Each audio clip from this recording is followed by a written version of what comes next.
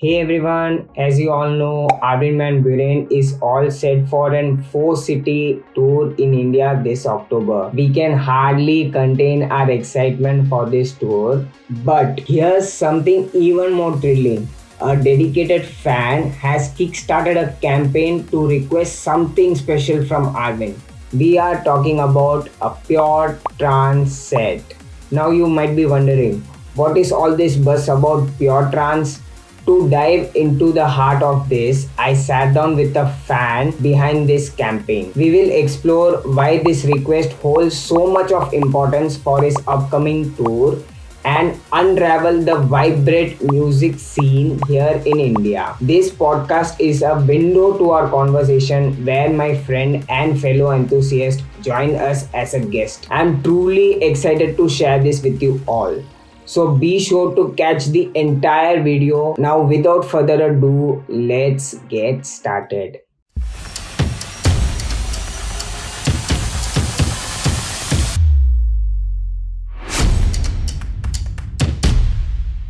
Yeah, How are you, but Nishchay? all good, all good. So, yep, tell me, how is it going at your end? It is going great, Nishchay. Thanks. Hmm, So, the season is dead currently. I think you are not going anywhere. Even I'm at home these days, right? yeah, Mm-hmm. Yeah. hopefully, we are going to see at October. Finally, we got Armin Van Buuren is coming to India for four Yeah, cities. yeah, So it is going to be a great tour. And let's start with the first question. Can you tell us a bit about yourself and your connection with trance music? How did you first get into the genre? So basically, it all started almost 10 years back. So I booked tickets for Swedish House Mafia one last tour, but it got cancelled. Then I attended Sunburn Noida 2013, where I first saw Dash Berlin. And Dash Berlin was the first time when I heard trance music. I remember there were other artists. There was Rank One playing, there was Shogun playing. So a couple of more Wow. artists were playing trance music back then. Even there was this Indian duo that used to play trance, NDS and Blue, but later they broke up. Now NDS Uh-huh. plays drum and bass music. So that was the first time when I heard trance music live. So that's how I got into trance. And 10 years now, there's a lot that I've explored, different genres, different sounds, and that's how it all started for me. Nice, nice. Good to hear about Dash Berlin. I have listened to Dash Berlin from quite a long time, but Yeah. right now, I have not seen him anywhere, like in the So, dance so, so music he, scene. Actually, yeah, yeah. They broke up, right? And now they have a different frontman. I even saw him recently playing at one of the shows in Bombay.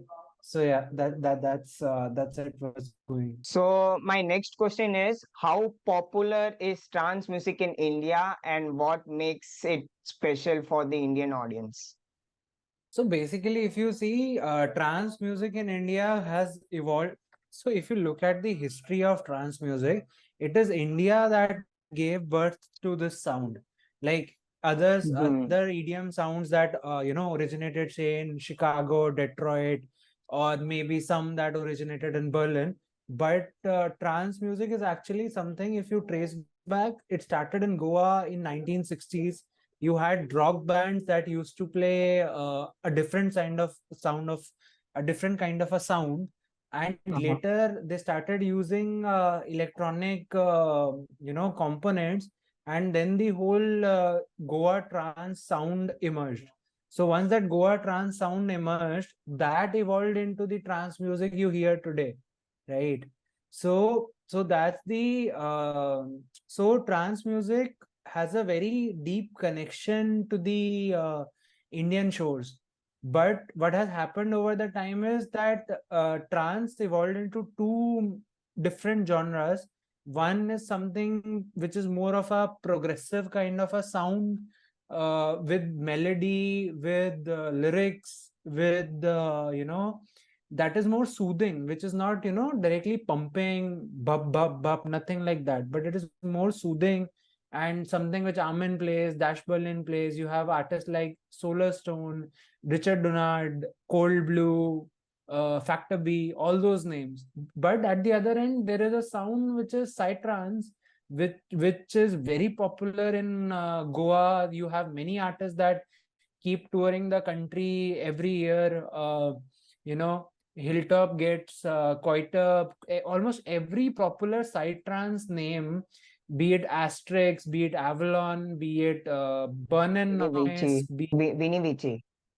yeah, they come every year to India. The only thing that has been missing from Indian shows recently is that pure trance sound. Now that is because Indian audiences, they want banging music. They don't want to listen to soothing music when they're out partying. So that kind of a taste, no promoter wants to book. Everyone wants to book, high energy music. So that's why psytrance is very popular in India, but other subgenres of psytrance are not picking up much. Okay, interesting. Very good fact you told about like how trance music has resonate the Indian kind of a thing. It was originated from India and then it kind of emerged from there. Okay. Correct. So my next question is, what role has Armin Van Buuren played in the global trance music scene and how it has impacted your own musical journey? So, if you see Armin as an artist, so he's been one of the forefathers of this genre, non-psytrance, I'll call it, because he has also produced some 138 BPM sounds, which are closer to what the psytrance music is. Been one of those, forefather figures where he started. And if you look at his journey, right, ASOT just completed 1,000 episodes. It has been the longest running online radio shows if you compare to any other radio shows right now. So that's the kind of thing that he has always brought up. He combined pop music with trance music, which was something no one else was doing at that time. He was someone who got the psytrance sound to the masses, right? So if you see, Armin Van Buuren has been very impacting everyone. Like I randomly walked into office that day when Armin tickets were going out, told 2-3 people. They were like, we have also heard him, but they would not know what trance is, right? So so he has been the one who made everyone know what trance is.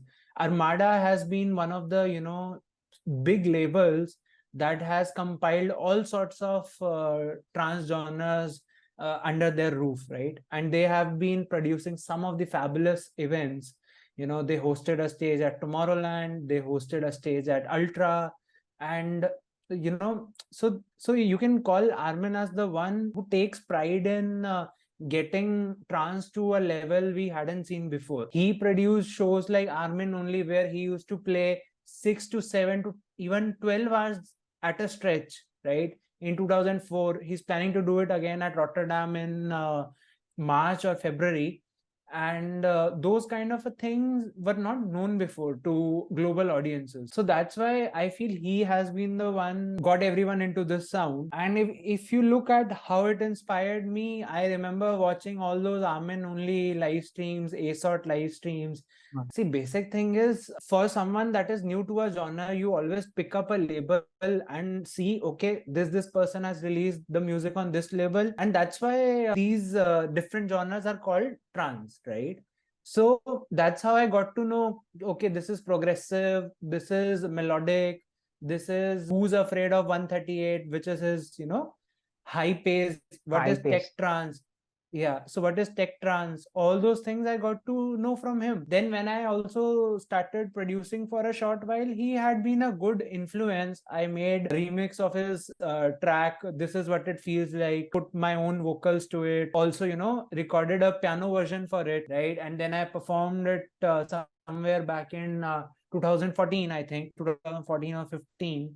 So Armin has been a big influence. And yeah, that's why very much looking forward to this tour. So my next question is, have you ever attended any trance events or shows in the past? Can you share your memorable experiences? Because you have already told me that you have already attended the Dash Berlin show.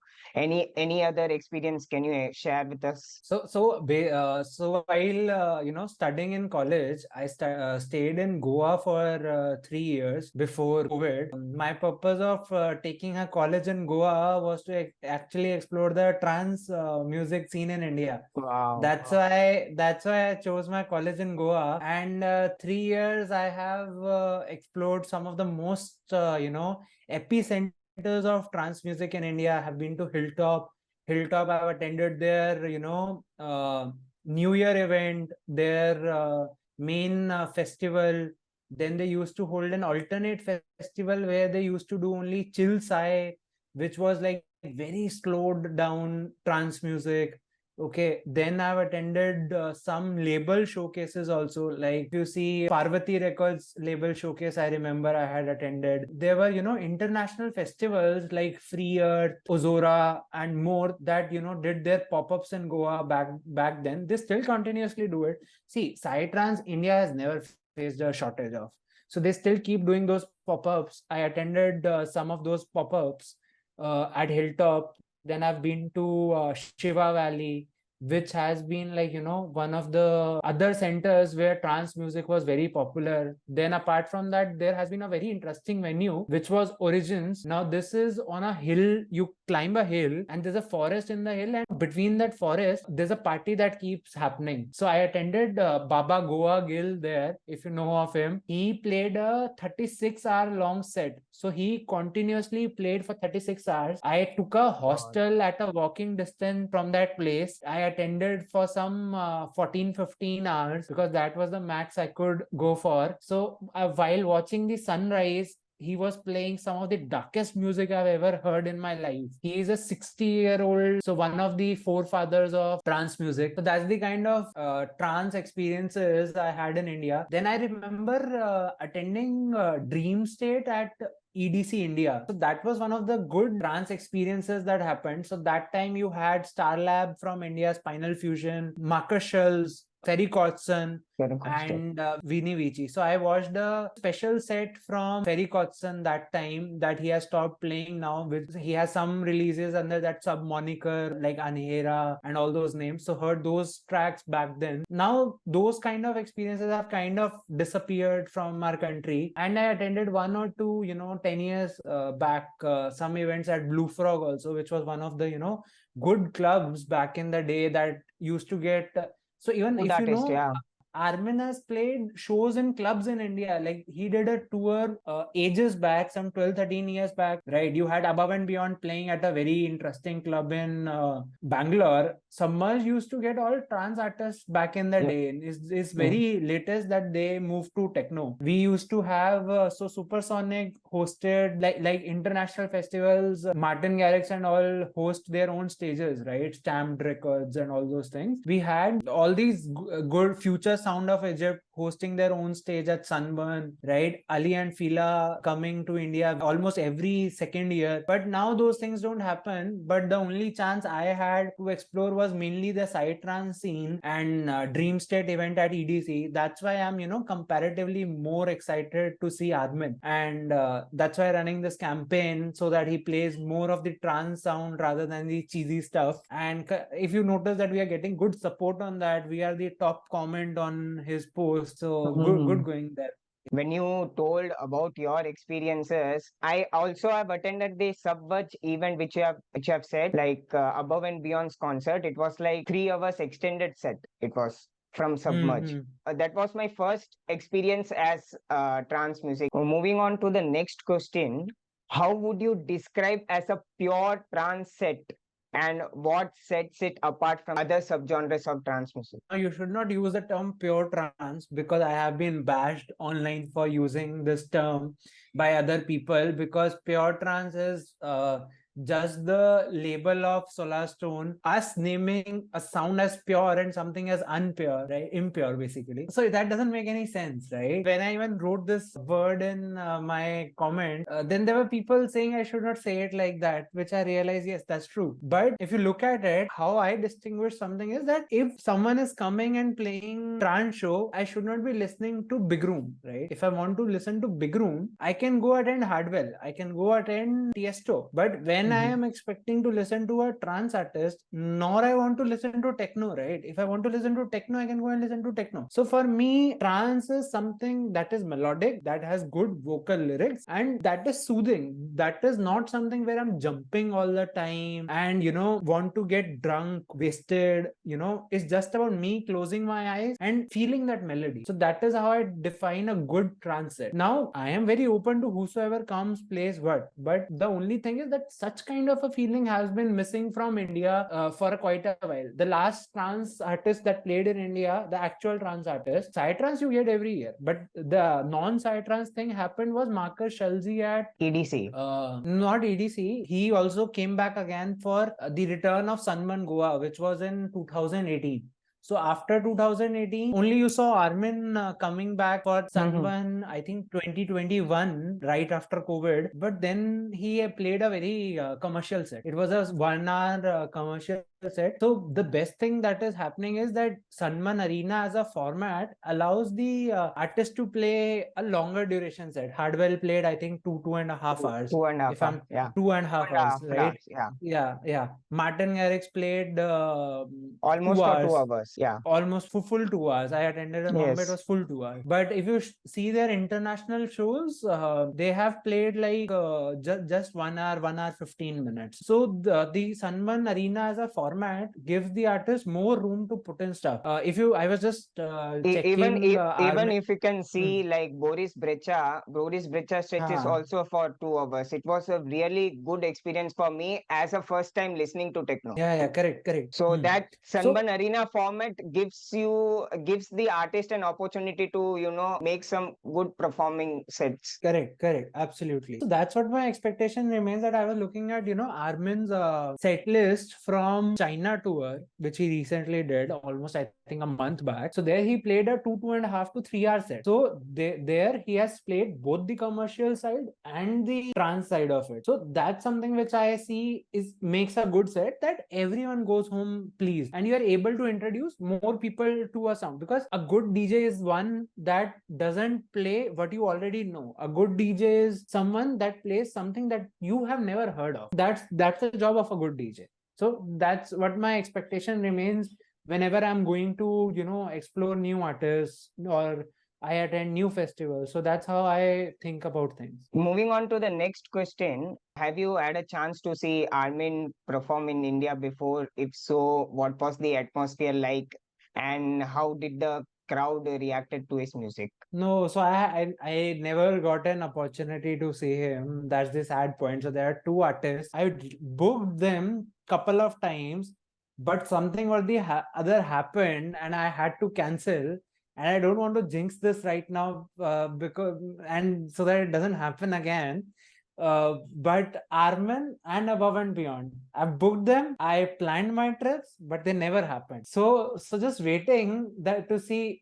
So I'm expecting Above and Beyond to play sometime this year or sometime next year, because even their tour is due for quite a while. So let's see. And I still feel there could be a chance that I can't see Armin again, because it's on a Friday in Bombay. Though generally they keep a venue which is right behind my office, and I can quickly squeeze in for the main set and just come back to office. But that's the story behind these two names.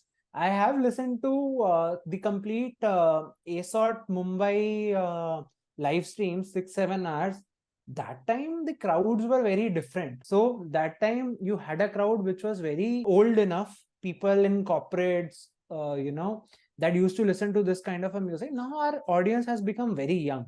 So if you look at the stats of tickets selling for Armin right now, all early birds are about to get sold out. It's going equally good as say DJ Snake or Martin Garrix's tour, right? They were almost at these numbers right after release. So I am expecting a mix of older audience and a mix of younger audience this time, not a purely younger audience like we had for Martin Garrix, or a purely commercial audience that we had for DJ Snake, but something that's a mix of both the sides. So I'm excited to see how people behave this time, because generally for trance music shows there is a feeling in the audience that we have to behave much better. So if you look at Above and Beyond's documentary, there they say one statement that whenever we go tour at a place, all promoters say that how come people that come to see you are much well behaved and they always leave a better experience for everyone. So that's the kind of emotions that are associated with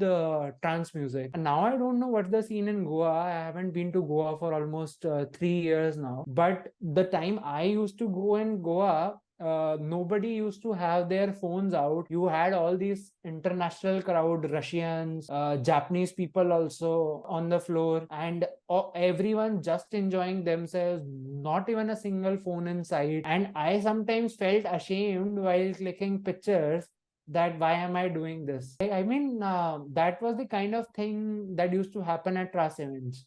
So now let's see how it goes. I haven't watched the Above and Beyond's documentary, but since you have said it, I'll definitely check out that. So, guys, if you're watching this and if you got some good insights, hit like and get subscribed to our channel. What are your thoughts on the idea of Armin Van Buuren playing a pure trance set during the tour of India in October? Why do you think it's important for fans like you to experience this?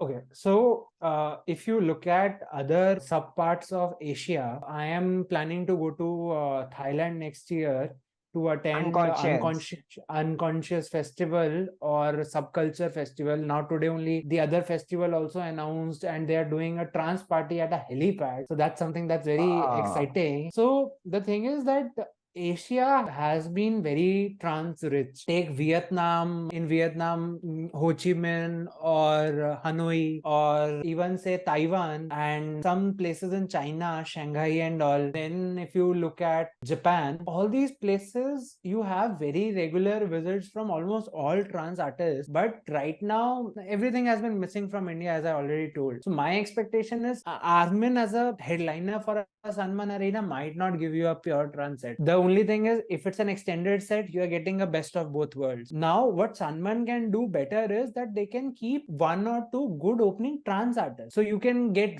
Ruben with Armin. Yeah. You can maybe get Ferry Kotzen with Armin. Ferry might be a slightly expensive artist, but that's the kind of experience Sunburn can think on giving the Indian audience. Though I've attended these events, and even I was at Guy J's event in Delhi. People thought him to be an opening artist because he was playing so slow. So we have a bias that you need to turn up the volume and the bass should hit you, then only it's a headliner playing. So that's not how it happens. So that's the kind of thing Sunburn should explore, and that's what I believe will make a good event. Now, moving on to next question, how do you think a pure trance set would resonate with Indian audience community, and what emotions or feelings do you believe it could evoke? So I'll tell you. I already answered a part of it already. We already have other genres apart from bass music coming to India very frequently. The 2-3 genres that are missing right now is that we never had a proper dubstep set in India. One artist played at Lollapalooza this year, Apache, I think, if I'm not pronouncing his name wrong. So he played a proper dubstep set. And apart from that, I think bass music has been missing from India since Supersonic last booked Illenium or Griffin or some of those names. Earlier, there used to be Deep Sound Entertainment that used to get bass music in India. And then hardstyle also has been missing. I remember earlier Sunburn used to keep one hardstyle headliner for their main stage in Goa. You had Kune and you had Anger Fist. Anger Fist, correct. Anger Fist you had. So that has been missing. Similarly, trance has been missing. So point is, if you look back at 10 years of dance music, every section of it has been about a specific genre. We started with big room, then came progressive house, then came future house, then came future bass, then came tech, then came progressive house again. Some mix happened with things. Then came techno, then came hardstyle. But we never had trance in India. We never had a phase where we had an extended trance experience in India. And techno can't go on for long. Right now, what's happening is, if you look at, we are moving more towards experimental dance music, which is break beats, drum and bass, and all those things. But that has a very limited audience exposure, and I kind of feel that it doesn't have that capability to blow up. For a system to sustain, digital did 2 years by now. Okay, they brought almost every big name that the Indians wanted to watch. Solomon, you had this year. Richie Houghton is coming, and first year also you had Savith Van playing, and some other artists you had. Like, you almost had the peak of techno already happening in India. Boris already toured. Every Anjuna Deep artist has played in India, right? So either now you are left with house music. You can have artists like John Summit playing, or you can have bass music, but at the same time those are more of commercial sounds. There has been a mix of slow sounds and commercial sounds. So I think that if we are able to have some kind of new sound coming to India, that will be great for people to explore. But the biggest issue that remains right now, which I keep talking to promoters, because some artists reach out to me, some good trance artists, I have been talking to some female artists signed on Cold Harbor Recordings and all those. They want to come to India, they want to play in India, right? They want to even adjust their fees to play in India, but no clubs want to book them, because they are like that people don't want to listen to this. So how techno became big, right? How techno became big is when Sunburn was like, okay, I'll put black coffee on me. So Sunburn has been the parent figure कि मैं ये ला रहा हूँ भाई, ये अब बड़ी चीज है मार्केट में, ये चलेगा.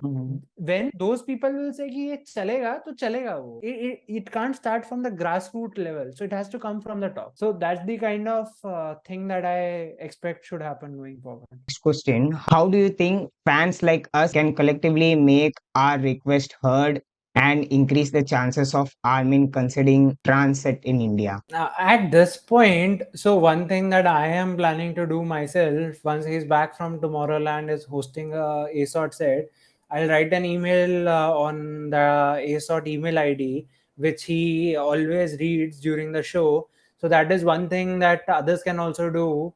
Drop an email, tell him that this is what we want, right? But overall, if you look at that aspect, there would be a crowd of 8,000 on each of those shows. That's if I expect. Out of 8,000, there would be hardly 1,000 trance fans, right? So ultimately, he's gonna play a mix of it. So all we want to do is use this as a stepping stone. We put the message out right there, take some banners with us, get ASOT back to India, something like that, and just keep talking about it, right? The kind of chatter Martin Garrix had in India, you had like 5 fan pages talking about it. Samarth did a brilliant campaign, if you know Samarth. So he had pulled almost these every good celeb that was popular in that city at that point, tried to build a base for him. So DJ Snake is very good with his PR already, right? So I don't think such a thing is gonna happen with Armin, because he has a separate audience, which you can call a separate fan base, and those people are very busy in their lives to do anything, right? Because they're mature enough, working, and all those things. Then the other audience is just coming because it's a Sunburn Arena happening, right? And you have one very amazing legend playing. So our idea is, whatever we can do, we don't want to do something like what those Martin Garrix people did, right? So, because trance has never been of such, it's not a buzz creating thing, and it should not be. It is something, okay, I want to be in a good mood, want to listen to some mood lifting music, uplifting music, and that's why I'm doing this. But we need to equally celebrate that trance music is coming back to India. Like we celebrated that the world #1 DJ is playing in India. He's doing a 8-city tour. It's the biggest thing that has ever happened in India. Now we also need to celebrate that trance legend is doing a 4-city tour in India. But the chatter has been very less. So that is something which I expect the fans to do. What we can do is I will put up a form in the description box where I will create a link which you can directly email to Armin's ASOT email ID. So we'll try to set up something like that for you guys, so you don't have to make such hassle and go to your emails and write something about it. We'll have an entire format ready for you. You are just a click button away for it. Also, what you can do is you can go to Twitter and use hashtags like Armin India 2023 and share this video so that we can reach more people. Hopefully we see Armin watch this video, of course. Next question: is there anything else you want to share with your fellow trance enthusiasts, or any message you want to give to Armin Van Buuren and his team regarding the Trance Set request? I don't even want to, make this a very big thing, okay? Whatever he wants to play. So how a DJ works is how all of these people play. When Martin Garrix came to India, he was not playing a recorded set, okay? Every city, the sequence was different. Every city, the selection of music was different. Every city, the new songs that he played were different. That's how it works. You just set the tone that, okay, I'll open with this track, I'll close with this track, and then you see how the audience is reacting. Now, I just want us to be open that when he is, whatever he's playing, we should be appreciating that. So that is my final thought on this whole thing.